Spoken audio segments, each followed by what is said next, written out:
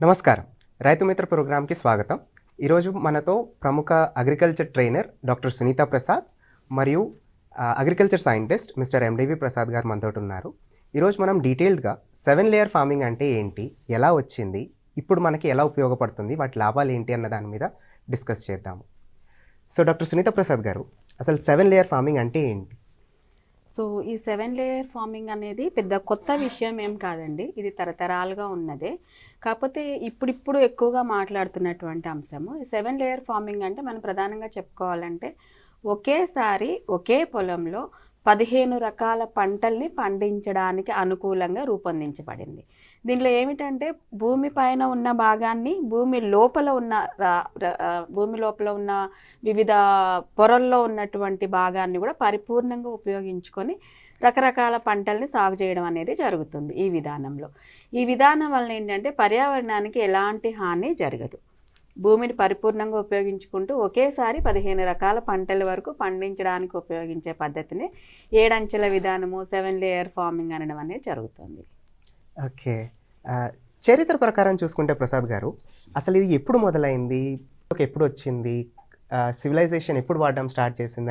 ఎలా చెప్పొచ్చు?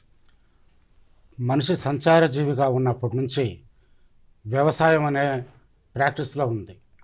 మనిషి ఎప్పుడైతే కాలనీస్గా సెటిల్మెంట్స్గా ఏర్పడిన తర్వాత మనిషి మనుగడ సాధించడానికి వ్యవసాయంలో మార్పులు రాబడ్డాయి. మనం కనుక ఈ వ్యవస్థ ఎప్పుడు మొదలైంది అని చెప్పుకుంటే ఇది చాలా సనాతనమైన వ్యవస్థ. ప్రకృతిని మనిషిని విడతీయలేని బంధం ఈ 7 ఫార్మింగ్లో ఉంది. మనం కనుక పురాతన కాలం ప్రాక్టీస్ నుంచి చూసుకుంటే మన దేవాలయాలకు బేస్ అయ్యి మన వ్యవసాయం నడుస్తూ ఉందనేది మనందరికీ తెలుసు. మనకు స్వాతంత్ర్యం వచ్చిన తర్వాత మనం జై జవాన్ జై కిసాన్ అనే ఒక పెద్ద నినాదాన్ని ఈ దేశం అందుకుంది. అలాగనే వారికి కావలసినటువంటి గుర్తింపును కూడా ఇస్తూ వచ్చింది. మనం ఇక్కడ ఒక విషయాన్ని ఒక చిన్న మాట మాట్లాడుకోవాలి. ప్రపంచంలో మనం గమనిస్తే ఒక కాస్ట్లీయెస్ట్ పర్ఫ్యూమ్ కాస్ట్ ఉండేది ఏదైనా ఉంది అంటే దాని స్మెల్ చెప్పగలరా? మట్టి వాసనతో ఉన్న పర్ఫ్యూమ్ ఈ రోజుల్లో అత్యంత ఖరీదుగా ఉంది. అంటే భూమికి మనిషి జీవితానికి ఎంత ప్రాశస్త్యత ఉందనేది మనం గుర్తించుకున్నాం. ఈ విధానం గురించి మనం చూసుకుంటే ఈ ప్రకృతిలో నుంచి మనం వ్యవసాయంలోనికి చాలా చిన్న చిన్న మార్పుల ద్వారా అడవిలో నుంచి మనం ఈ మార్పులను మార్చుకుంటూ ఇప్పుడు ఉన్నటువంటి వ్యవసాయ ప్రాక్టీస్లోకి రావడం జరిగింది. దీన్ని నేచురల్ ఫార్మింగ్ అని ఇంకా రకరకాల పేర్లతో కూడా వాడుకలో ఉన్నప్పటికీ దీని బేస్ అయితే మనిషి అడవి నుంచి వ్యవసాయంలోకి మారడం జరిగింది. సంచార జీవిగా ఉన్నప్పుడు పోడు వ్యవసాయం చేసాము. స్థిర నివాసం ఏర్పరచుకున్న తర్వాత మన అవసరాలను అంచనా వేసుకుంటూ గ్రామాల అవసరాలను అంచనా వేసుకుంటూ వ్యవసాయం చేసుకుంటూ రావడం జరుగుతుంది. ఈ 7 లేయర్ ఫార్మింగ్ గురించి మనం చూసుకుంటే దక్షిణ భారతదేశంలో ప్రిడామినెంట్గా కనపడుతుంది.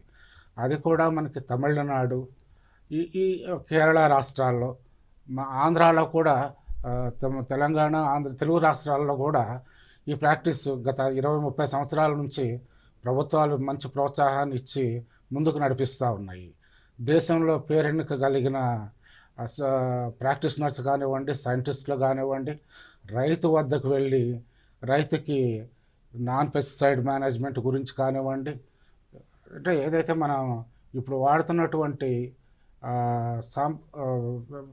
మోడర్న్ అగ్రికల్చర్లో నుంచి మనం సాంప్రదాయ వ్యవసాయాన్ని మర్చిపోకుండా మళ్ళీ మనం ఈ వ్యవసాయాన్ని తీసుకొని ముందుకు వెళ్ళాలి అని మాట్లాడుతున్నప్పుడు ఈ 7 అంచెల విధానాన్ని గట్టిగా ప్రమోట్ చేయడం జరుగుతుంది. ఇది మనకి తూర్పు భారతదేశము, దక్షిణ భారతదేశము, శ్రీలంక, ఇండోనేషియా, ఫిలిప్పైన్స్ మరియు మధ్య దక్షిణ America and Myanmar forest farming అనే ఒక విధానం మనకు ప్రాచుర్యంలో ఉన్నట్లు మనకు తెలుస్తూ ఉంది. Thank you very much Prasad garu, చాలా డీటెయిల్గా చెప్పారు దీని చరిత్ర గురించి. ఒకవేళ మనము ఒక టైం ఫ్రేమ్ ఎస్టాబ్లిష్ చేయాలి అనుకుంటే ఆ టైం ఫ్రేమ్ని ఎలా ఎస్టాబ్లిష్ చేయొచ్చు? ఎప్పుడు స్టార్ట్ అయింది, మన దగ్గరికి ఎప్పుడు వచ్చింది అని ఒక టైం ఫ్రేమ్ పరంగా చెప్పదలుచుకుంటే ఎప్పుడు చెప్తారు? ఇది మనకి వేల సంవత్సరాల నుంచి వ్యవసాయాన్ని మనిషి కాలక్రమంలో మారుతూ వస్తుందని చెప్పగలం.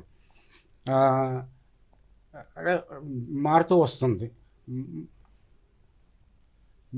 మనకు పాతకాలంలో చూసుకున్నట్టుగైతే మన ఉత్సవాలు అంటే పండుగలు ఇవన్నీ కూడా వ్యవసాయానికి బేస్ చేసుకొని ఉండేవి. దేవునికి నైవేద్యం సమర్పించిన తర్వాత మనం కోతలు కోయటాలు, వాటి నుంచి వచ్చిన వాటిని మనం ఏదైతే విత్తనం ఉందో దాన్ని దాచుకొని మనం కలశాల్లో కూడా స్టోర్ చేసామనేది మనకి వేదాల నుంచి తెలుస్తుంది. అంటే అప్పటి నుంచి మనకి ఈ వ్యవసాయం అనేది ప్రాక్టీస్లో ఉంది. భారతదేశంలో ఆదివాసీ గిరిజన సముదాయాల్లో వారి వారి సాంప్రదాయాల ప్రకారం వ్యవసాయం జరుగుతూ ఉంది. ఈ సాంప్రదాయ తోటల వ్యవహారం, మిశ్రమ తోటల వ్యవహారం. మిశ్రమ తోటల వ్యవహారం అంటే 1, 2, 3 వరుసలతో పంటలను పండించడం కూడా రైతులు చేస్తూ వస్తున్నారు.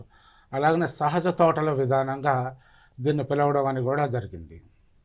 Okay, thank you very much Prasad గారు. సో డాక్టర్ సునీత ప్రసాద్ గారు, చరిత్ర గురించి అది ఎప్పుడు మొదలైంది అన్న వివరాలు మనకి ప్రసాద్ గారు యాజ్ అన్ అగ్రికల్చర్ సైంటిస్ట్ ఎక్స్ప్లెయిన్ చేశారు. యాజ్ అన్ అగ్రికల్చర్ ట్రైనర్, గతంలో మన పూర్వీకులు నేర్చుకున్న నాలెడ్జ్ని ఇప్పుడు 20th సెంచరీలో 21st సెంచరీలో ఫార్మర్స్ కానివ్వండి, ఆంటర్ప్రినర్స్ కానివ్వండి, లేదా ఒక బిజినెస్ పరంగా చూసి ఎవరైనా స్టార్ట్ చేయాలి అనుకుంటే ఈ 7 లేయర్ ఫార్మింగ్ లేదా 7 అంచెల వ్యవసాయాన్ని ఎలా ఉపయోగ చేయొచ్చు, వాళ్ళకు వచ్చే లాభాలు ఏంటి, ఎలా ముందుకెళ్ళచ్చు అంటారు? ఎస్, సుప్రజ్ గారు, ప్రసాద్ గారు చెప్పినట్టు ఇది మనకి వేదకాలంలో స్టార్ట్ అయినటువంటి ఒక వ్యవసాయ విధానం. దాన్ని మనము అడవుల్లో జరుగుతున్నటువంటి వ్యవసాయ విధానాన్ని ఫాలో అవుతూ మనం ఎప్పుడైతే అడవుల్లో నుంచి ఊర్లలోకి వచ్చి గ్రామాలు ఏర్పాటు చేసుకొని జీవించడం మొదలెట్టామో, అడవుల్లో ఉన్నటువంటి ఈ మొక్కలు పెరిగే విధానాన్ని అలాగే ఫాలో అవుతూ మన రూరల్లో కూడా, మన గ్రామాల్లో కూడా ఈ యొక్క 7 లేయర్ అగ్రికల్చర్ అనేది వాళ్ళు స్టార్ట్ చేయడం జరిగింది. సో మన వేదకాలం నుంచి చూసుకుంటే ఆదివాసీలు, గిరిజనులు వాళ్ళు ఫాలో అవుతూ వచ్చారు. ఆ తర్వాత దాన్ని మనం మిశ్రమ పంట అని, తోటల వ్యవసాయం అని, ఇలా రకరకాల విధానాలను అభివృద్ధి చేసుకుంటూ వచ్చాము. ఈ 20వ శతాబ్దం వచ్చేసరికి ఏమైంది అని అంటే, మీకు హరిత విప్లవం తరువాత, హరిత విప్లవం గురించి మనందరికీ తెలిసిందే. అప్పుడున్నటువంటి కాలమాన పరిస్థితుల ప్రకారము ఎక్కువ ప్రొడక్టివిటీ కోసం గవర్నమెంట్లు చేసినటువంటి ఒక ప్రక్రియ.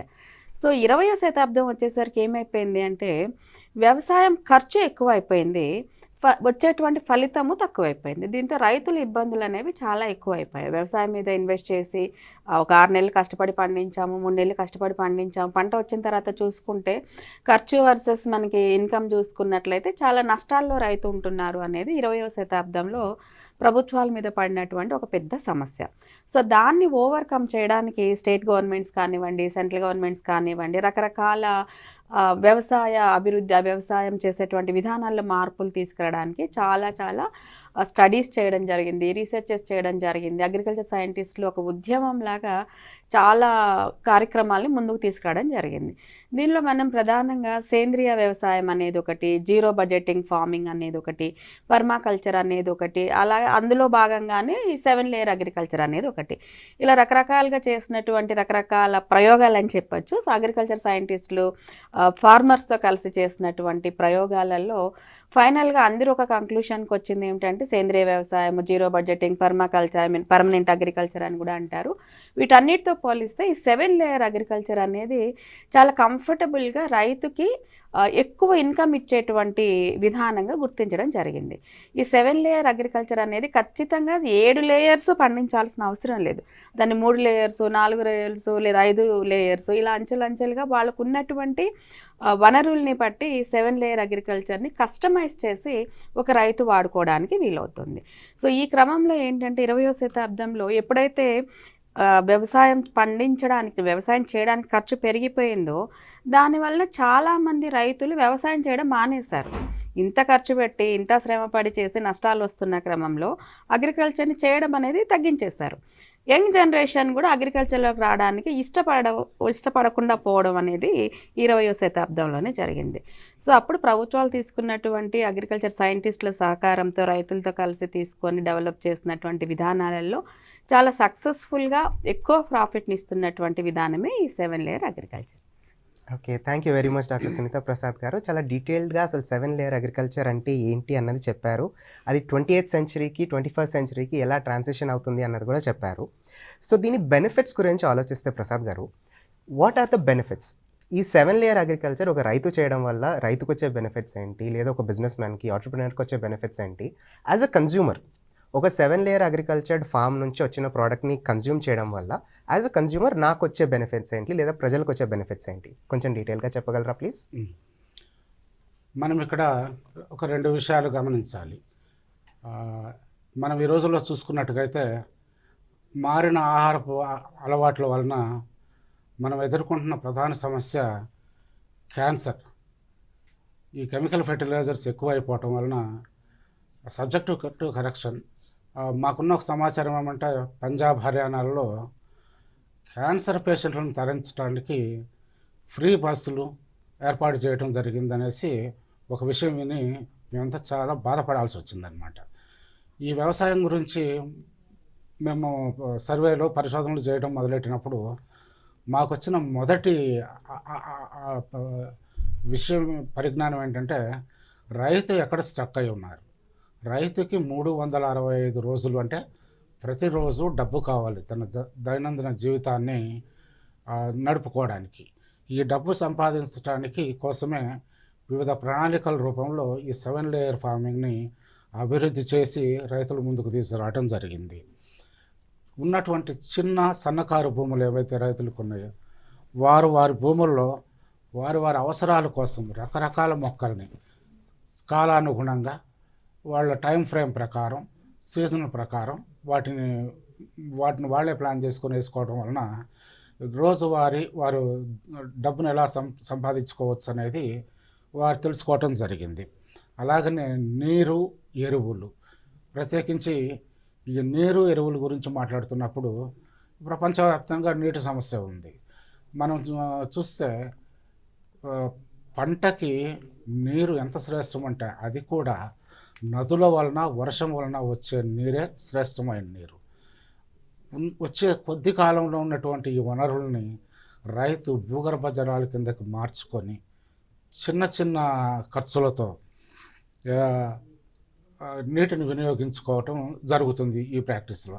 అలాగనే ఎరువుల గురించి మాట్లాడుకున్నట్టుగైతే వేల రూపాయలు ఖర్చు పెట్టకుండా స్థానికంగా దొరికేటువంటి పదార్థాలతోనే జీవన ఎరువులు తయారు చేసుకోవటం, అలాగనే రైతు శిక్షణా కేంద్రాలలో లభ్యంగా ఉన్నటువంటి బెనిఫిషరీ బ్యాక్టీరియాస్ లాంటివి రైతు ఉత్పత్తి చేసి పంటల మీద వాడుకోవటం ద్వారా ఖర్చు మ్యాక్సిమం తగ్గించుకొని తను మ్యాక్సిమం రైతు లాభాలు పొంది ఆర్థిక అభివృద్ధి సాధించడం అనేది గత ప్రాక్టీసులను బట్టి చూసి ఇప్పుడు రైతాంగం కూడా ఈ ప్రాక్టీస్లోకి వెళ్ళడం మంచిది అని మేము చెప్పడం జరుగుతుంది.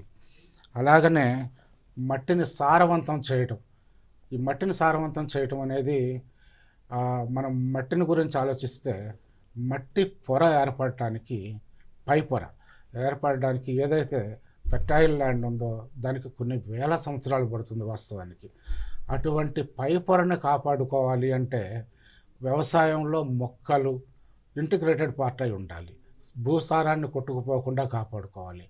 అలాగనే భూమికి మనం ఇన్పుట్స్ ఇవ్వాలి. రకరకాల ఇన్పుట్స్ ఇవ్వడం ద్వారా మట్టిలో సేంద్రియ కర్బన పదార్థం అభివృద్ధి చెంది మొక్కలు వాటిని ఉపయోగించుకొని రైతు మీద భారం పడకుండా రైతు ఇచ్చిన ఇన్పుట్స్ని తీసుకొని మొక్కకు కావాల్సినటువంటి ఖనిజాలు, లవణాలు, విటమిన్స్ ఇవన్నీ కూడా మొక్కకి పూర్తి స్థాయిలో అందించగలిగే విధానం ఈ ఏడంచెల పథకంలో వస్తుంది. అలాగనే కీటకాలు, రోగాలు, వీటి గురించి మనం మాట్లాడుకుంటే ఈ మారుతున్న కాలక్రమం ప్రకారం ఈ కీటకాల తాకిడి, రోగాలు మొక్కలకి సంభవించడం అనేది తద్వారా రైతు మీద ఖర్చు భారం పడుతూ వస్తుంది. కానీ ఏడంచెల విధానంలో ఎక్కువగా మాట్లాడేది బయోలాజికల్ పెస్ట్ మేనేజ్మెంట్ గురించి. అలాగనే ఈకోసిస్టాన్ని అభివృద్ధి చేయటం వలన ఈకోసిస్టంలో ఒక ఏమంటారు మొక్కకి హాని చేసే కీటకాలు ఏమన్నా ఉంటే వాటిని తినే ఇంకొక కీటకం కూడా ప్రకృతిలో ఇవ్వబడింది. మనము మన రిచువల్స్లో ప్రాక్టీస్లో చూసుకున్నట్టుగా అయితే మనకిప్పుడు బోనాలు జరుగుతుంది. బోనంలో మనం దేవునికి సమర్పించే బోనము ఒక ఫెర్మెంటేషన్ ప్రాసెస్. యాక్చువల్గా అది భూమిలో కలవాలి. భూమిలో కలవడం వలన భూమికి ఉపయోగకరమైన బ్యాక్టీరియా డెవలప్ అయ్యి భూమికి ఎంతో మేలు చేస్తుందనేది మనందరికీ తెలిసిన విధానమే. ఈ విధంగా మనం 7 లేయర్ ఫార్మింగ్ ద్వారా రైతుకి కావలసినంత లాభాలు చేకూర్చవచ్చు. Okay, thank you very much Prasad గారు. బెనిఫిట్స్ అనేవి చాలా డీటెయిల్గా చెప్పారు. సో డాక్టర్ సునీత ప్రసాద్ గారు, ఇన్ని బెనిఫిట్స్ ఉండి ఇంత లాభపడే, ఇంత ఎకనామికల్గా వయబుల్ ఉండే 7 లేయర్ ఫార్మింగ్ని ఒక రైతు చేయాలనుకుంటే ఎక్కడ చేయొచ్చు? ఒక ల్యాండ్ సైజ్ ఏమైనా రిస్ట్రిక్షన్ ఉందా? ఇంత సైజ్లోనే చేయాలి అనేది ఏమన్నా ఉందా? Is it flexible? కొంచెం డీటెయిల్గా చెప్పగలరా ప్లీజ్? సో ఇప్పటివరకు ప్రసాద్ గారు చెప్పినట్టు ఈ 7 లేయర్ అగ్రికల్చర్ వలన చాలా లాభాలు ఉన్నాయని చెప్పారు. వాటిని మనం క్రిస్ప్గా చూసుకున్నట్లయితే ఒకే పొలంలో అనేక రకమైనటువంటి పంటలు వేయడం వలన ఆదాయం పెరుగుతుంది. రెండవది వచ్చేసి నీళ్ళ వినియోగము, ఎరువుల వినియోగం చాలా తక్కువ. దానివలన రైతు మీద ఆర్థిక భారం అనేది తక్కువ పడుతుంది. మూడవది వచ్చేసి మట్టిలో చాలా సారవంతంగా తయారు చేసుకోవడానికి వీలయ్యేటువంటి ప్రక్రియ. సో మట్టిని ఎప్పుడైతే మనం సారవంతంగా చేస్తామో ఆటోమేటిక్గా అందులోంచి పుట్టుకొచ్చేటువంటి ప్రోడక్ట్ చాలా క్వాలిటీగా ఉంటుంది. నాలుగవది వచ్చేసి మనం ఈ 7 లేయర్ అగ్రికల్చర్లో వేసేటువంటి పంటలకు వచ్చేటువంటి రోగాలు కానివ్వండి, వాటి మీద కీటకాలు కానివ్వండి చాలా తగ్గుతాయి. సో దాంతోపాటు ఫైనల్గా మనం చెప్పుకునేది రైతుకి ప్రతి సంవత్సరం పొడుగునా కూడా ఆదాయం ఉంటుందనేది ఈ 5 లక్షణాలు ప్రధాన లాభాలుగా మనం చెప్తూ ఉంటాం. ఈ 5 లాభాలు కనుక ఒక రైతు ముందు పెట్టి ఇలాంటి వ్యవసాయం నువ్వు చేయడానికి ఇష్టపడుతున్నావా అంటే నాకు తెలిసి నో అనే రైతు ఎవరు ఉండరు. ఎందుకంటే రైతులు ఇబ్బంది పడేది ఇన్వెస్ట్మెంట్ పెట్టడానికి ఇబ్బంది పడుతూ ఉంటారు. సో ఇందులో ఇన్వెస్ట్మెంట్ తక్కువ, ప్రతిరోజు ఆదాయం వస్తుంది. గతంలో ఏంటంటే మనం 3 నెలల పంట వేసామంటే 3 నెలలు పంట మీద ఇన్వెస్ట్ చేయాలి, ఎరువుల రూపంలో కానీ లేకపోతే మన పెస్టిసైడ్స్ రూపంలో కానీ. సో ఇప్పుడు ఏంటంటే ప్రతిరోజు ఆదాయం వచ్చేటువంటి విధానము. సో ఇలాంటి లాభాలు ఉండడం వల్ల ప్రతి రైతు ముందుకు వచ్చి 7 లేయర్ అగ్రికల్చర్ని స్వీకరించి దాన్ని ప్రాక్టీస్ చేయడానికి ఇష్టపడుతున్నారు. అయితే వచ్చిన సమస్య అంతా ఏంటంటే రైతులకి ఇదేదో ఒక కొత్త విధానము, దీన్ని చేస్తే ఏమవుతుందో, ఎంతవరకు లాభాలు వస్తాయో తెలియదు, ఇది ఎంత సైంటిఫిక్గా ఉంటుందో, ఇది మన వల్ల అవుతుందో లేదో అనేటువంటి కొన్ని భయాల వలన కూడా వీళ్ళు ముందుకు రాలేకపోతున్నారు. మీరు అడిగినట్టు ఇది ఎక్కడెక్కడ చేయొచ్చు, ఎవరెవరు చేయొచ్చు అన్న విషయానికి వస్తే గ్రామీణ ప్రాంతాల్లో 1 ఎకరం నుంచి 10 ఎకరాల వరకు ఉన్న ఏ రైతు అయినా ఏ పొలంలో అయినా దీన్ని చేయొచ్చు. ఇదేంటంటే వర్షాధార వ్యవసాయం మాత్రమే కాదు, సో బోర్లు, చెరువులు ఉన్న ప్రాంతాల్లో కూడా దీన్ని టేకప్ చేయొచ్చు. అలాగని 1 ఎకరం నుంచి 10 ఎకరాలు ఉన్న వాళ్ళంటే పెద్ద రైతులు కదా, సో మా వల్ల అవుతుందా కాదా అని చిన్న రైతులేమి ఆలోచించాల్సిన అవసరం లేదు. సో 1/2 ఎకరం ఉన్న రైతు, అరెకరం ఉన్న రైతు కూడా ఈ యొక్క విధానాన్ని చేపట్టవచ్చు. ఇది మనం ఫార్మింగ్ రూపంలో చూసినట్టయితే, ఒక పొలంలో చూసినట్టయితే సింపుల్గా చెప్పుకోవాలంటే 1/2 ఎకరం దగ్గర నుంచి 10 ఎకరాల వరకు ఉన్న రైతు ఈ సిస్టమ్ని అడాప్ట్ చేసుకొని వాళ్ళ ఖర్చులు తగ్గించుకొని వివిధ రకాల పంటలు వేసి అధిక లాభాలని పొందొచ్చు.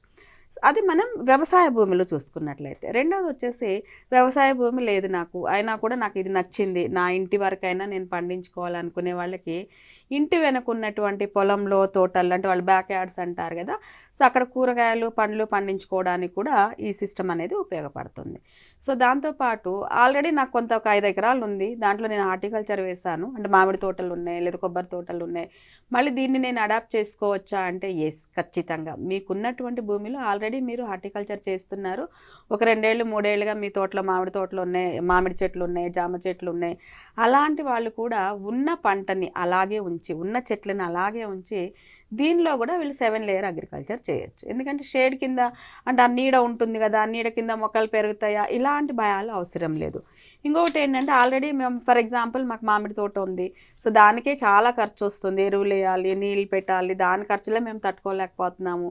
మళ్ళీ దీంట్లో ఈ 7 లేయర్ అగ్రికల్చర్ని తీసుకొస్తే మళ్ళీ అధిక భారం పడుతుంది ఇన్వెస్ట్మెంట్ అని రైతులు భయపడాల్సిన అవసరం లేదు. ఎందుకు అని అంటే మీరు ఏదైతే మామిడి చెట్ల మీదనో కొబ్బరి చెట్ల మీదనో ఎరువులు గానో వాటరో ఇంకో వేరే పెస్టిసైడ్స్ కానీ ఇన్వెస్ట్ చేస్తున్నారో అదే ఇన్వెస్ట్మెంట్తో మీకు అడిషనల్గా మీకు క్రాప్ వచ్చేటువంటి అవకాశం, అంటే ఈ నీడలో పెరిగేటువంటి షేడ్ లవింగ్ చెట్లు అంటారు కదా, వాటిని వేయడం వల్ల మీకు రెగ్యులర్గా ఇన్కమ్ వస్తుంది. ఆ ఇన్కమ్తోనే మళ్ళీ మీరు ఈ మామిడి తోటలో ఇన్వెస్ట్ చేసుకోవచ్చు. బయట నుంచి మళ్ళీ అప్పులు తెచ్చో ఇంకొకటి చేసి ఇన్వెస్ట్ చేయకుండా ఈ ఏదైతే మీ తోటలో ఈ యొక్క 7 లేయర్ సిస్టమ్ని ఇంప్లిమెంట్ చేస్తారో దాని ద్వారా వచ్చే ఆదాయాన్నే మళ్ళీ మీరు దీనికి ఇన్వెస్ట్ చేసుకోవచ్చు. అలాగే ఇంకొక ఏరియా పాఠశాలలు, కాలేజీల్లో. మనకు తెలుసు ప్రతి పాఠశాలలో కాలేజీల్లో చాలా ప్లేస్ ఉంటుంది. ఈ మధ్య బ్యూటిఫికేషన్ కోసం అనేసి చాలా చెట్లు పెంచడం కూడా మనం చేపడుతున్నాము. అలాంటి స్కూల్స్ కాలేజీల్లో కూడా ఏంటంటే ఈ 7 లేయర్ అగ్రికల్చర్ చేయడం వల్ల పిల్లలకి ఒక డిమాండ్, ఒక మోడల్ లాగా, ఒక గార్డెన్ లాగా ఉంటుంది. అట్లాగే అగ్రికల్చర్ ఇన్స్టిట్యూషన్స్ కానివ్వండి, వాళ్ళకి ఏంటంటే ఇది ఒక డిమాన్స్ట్రేషన్ ఫామ్ లాగా కూడా ఉంటుంది. సో దాంతోపాటు ఆశ్రమాలు, హాస్పిటల్స్. మనకు తెలుసు ఆశ్రమాలు, హాస్పిటల్స్ అనగానే హెల్త్ రిక్వైర్డ్ ఫుడ్ వాళ్ళకి ఇవ్వాల్సి ఉంటుంది, రెగ్యులర్ ఫుడ్ వాళ్ళకి ఇవ్వలేము కాబట్టి సో కొంచెం ఎక్కువ క్వాలిటీ ఉన్న ఫుడ్ వాళ్ళకి ఇవ్వాలి అనేది మనందరికీ తెలిసింది. సో ఈ ఆశ్రమాలు, ఈ హాస్పిటల్స్, ఈ ఆర్ఫనేజ్ హోమ్స్, వీటిల్లో ఏంటంటే వాళ్ళకు ఉన్నటువంటి ప్లేస్లో ఈ 7 లేయర్ అగ్రికల్చర్ని కనుక వాళ్ళు టేకప్ చేసినట్లయితే వాళ్ళు స్వయంగా వాళ్ళ పోషణకు కావాల్సినవి వాళ్ళు పండించుకోవచ్చు, ఆరోగ్యకరమైనటువంటి ఆహారాన్ని కూడా వాళ్ళు తీసుకోవడానికి కుదురుతుంది. సో దీంతో పాటు ఇదేంటంటే నాట్ ఓన్లీ ఇన్ రూరల్ అండి, అర్బన్లో కూడా సో దీన్ని మనం చక్కగా ఉపయోగించుకోవచ్చు. ఇప్పుడు మనందరికీ తెలుసు ఫామ్ హౌస్ల మీద చాలామంది ఇన్వెస్ట్ చేస్తున్నారు. ఫామ్ హౌస్లో వీళ్ళు రెగ్యులర్గా ఏమి ఉండరు అక్కడ వెళ్ళి, బట్ అయినా కూడా వారానికి ఒకసారి వెళ్ళినప్పుడు, లేదా 15 రోజులకు ఒకసారి వెళ్ళినప్పుడు, నెలకు ఒకసారి వెళ్ళినప్పుడు వాళ్ళకు ఉన్నటువంటి ఫామ్ హౌస్లో ఉన్న ఆ ఏరియా మొత్తాన్ని మెయింటైన్ చేయడానికి వీళ్ళకి వాచ్మెన్ ఏదో పెడతారు. అక్కడ ఎవరైతే వర్కర్ ఉంటారో వాళ్ళతో కనుక ఈ 7 లేయర్ అగ్రికల్చర్ కనుక చేయించగలిగినట్లయితే వీళ్ళకి హెల్తీ ప్రోడక్ట్ రావడంతో పాటు వాళ్ళ ఫ్రెండ్స్కి, చుట్టాలకి, వాళ్ళకి చాలా ప్రౌడ్గా మా ఫామ్ హౌస్లో ఇది చేస్తున్నామని చెప్పుకోవడానికి కుదురుతుంది. ఇక్కడ ఒక చిన్న విషయం ఏంటంటే చాలామంది మా ఫ్రెండ్స్ కానివ్వండి వీళ్ళు ఏమంటుంటే ఫామ్ హౌస్ మెయింటెనెన్స్కి మాకు చాలా డబ్బులు అయిపోతుంది, అక్కడ వాచ్మెన్ అవ్వచ్చు, క్లీనింగ్ వాళ్ళు కావచ్చు, 2-3 పెట్టాల్సి వస్తుంది, వాళ్ళ జీతాలు, దానికి చాలా ఎక్కువ ఖర్చు అవుతుందని ఫీల్ అవుతూ ఉంటారు. అలాంటి వాళ్ళకి చెప్తున్నాము, మీ ఫామ్ హౌస్లో మీకు చుట్టూ ఉన్నటువంటి అది 1/4 ఎకర్ కంటే తక్కువ కూడా అవ్వచ్చు, మేబీ ఒక 10 గజాలు అవ్వచ్చు, 20 గజాలు అవ్వచ్చు, 100 గజాలు అవ్వచ్చు, మీకున్నట్టు ఫామ్ హౌస్ చుట్టూ ఉన్న మీ ల్యాండ్లో కనుక మీరు 7 లేయర్ అగ్రికల్చర్ని ఇంట్రడ్యూస్ చేస్తే ఆ ఫామ్ హౌస్ ఎక్స్పెండిచర్ మీకు ఇందులో నుంచి ఖచ్చితంగా వస్తుంది.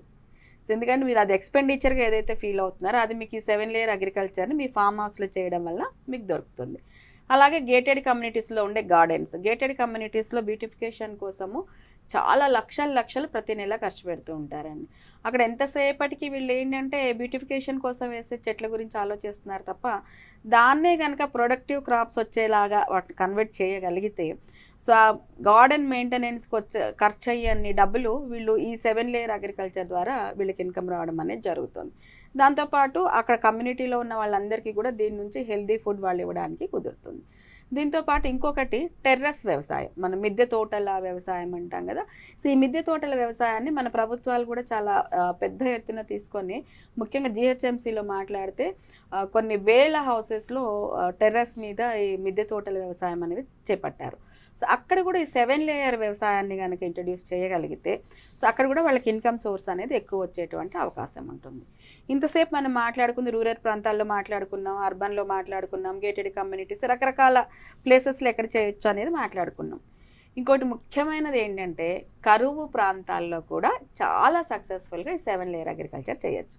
కరువు ప్రాంతాలంటే మనది ఏంటి, వాటర్ ఉండదు, అక్కడ ఏం పండవు, ఎండలు ఉంటుంది, భూసారం ఉండదు, ఇలాంటి కారణాలన్నీ చెప్తున్నాం. సో ఈ కరువు ప్రాంతాల్లో ఏమిటంటే ఈ విధానంలో వాటర్ వినియోగం చాలా తక్కువ ఉంటుంది. సో అక్కడ మల్చింగ్ సిస్టమ్ కానివ్వండి, డ్రిప్ ఇరిగేషన్ కానివ్వండి, వర్షాల మీద ఆధారపడే రైతులు కూడా కరువు ప్రాంతాల్లో కూడా ఈ 7 లేయర్ అగ్రికల్చర్ అనే విధానాన్ని చాలా సక్సెస్ఫుల్గా ఉపయోగించుకోవచ్చు. Okay, thank you very much doctor Sunitha Prasad garu. చాలా డీటెయిల్డ్గా ఈ 7 లేయర్స్ ఎక్కడ చేయొచ్చు, ఏ రైతులు చేయొచ్చు, ల్యాండ్ ఎక్స్టెంట్ ఎంత ఉండొచ్చు అన్నది చాలా డీటెయిల్గా చెప్పారు. Thank you very much. Prasad గారు, ఒకవేళ ఒక ఫార్మర్ 7 లేయర్ ఫార్మింగ్ చేయదలుచుకుంటే ఈ 7 లేయర్స్ని ఎలా వాడతారు? అసలు ఈ 7 లేయర్స్ గ్రౌండ్ మీద ఎలా ప్లాన్ చేయడం జరుగుతుంది? దాని ఎఫెక్ట్స్ అండర్లైన్ క్రాప్స్ మీద ఎలా ఉంటుంది? క్రాప్ రొటేషన్ ఎలా జరుగుతుంది అన్నది కొంచెం చెప్తారా ప్లీజ్?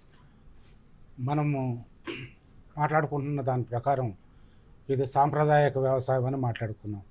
దీంట్లో భూమికి ఎంత ప్రాసెస్ ఉందంటే మనము భూదేవి అని మాట్లాడుకుంటాం జరుగుతుంది. మనకి మొక్కలు అనేది భూమికి సహజ కవచ కుండలాలు లాంటివి.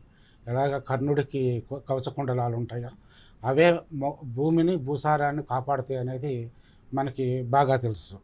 మనము 7 అంచెల ఫార్మింగ్ గురించి మాట్లాడుకుంటే దీంట్లో ఒక బ్యూటీ ఉంది. This is blend with nature. అంటే ప్రకృతిలోని అంశాలని మర్చిపోకుండా, మిస్ కాకుండా మనం ప్లాన్ చేసేటప్పుడు సూర్యరశ్మి, చిన్న చిన్న గాలులు, పెద్ద పెద్ద గాలులు ఇవి వచ్చినప్పుడు చిన్న పంటలను ఎట్లా కాపాడుకోవాలి, పెద్ద పంటలను ఎట్లా కాపాడుకోవాలని మనము ప్లాన్ చేసుకొని ఈ మొక్కలను ఏర్పాటు చేసుకుంటాం. దీంట్లో మొదటి క్రమంలో అంటే బయట నుంచి మొదటి క్రమంలో ఎత్తైన చెట్లు ఉంటాయి. ఈ ఎత్తైన చెట్లలో కొబ్బరి, మునగ, కరివేపాకు, కలప వంటి చెట్లు ఉంటాయి. ఇవి మనకి లాంగ్ టర్మ్లో రైతుకి లాభాలు చేకూర్చడంతో పాటు నికర ఆదాయాన్ని ఇవ్వడంలో ఇవి మంచి ఫలితాలను ఇస్తున్నాయి అనేసి మొదటి వరుస పంటలు నిరూపితమైనవి.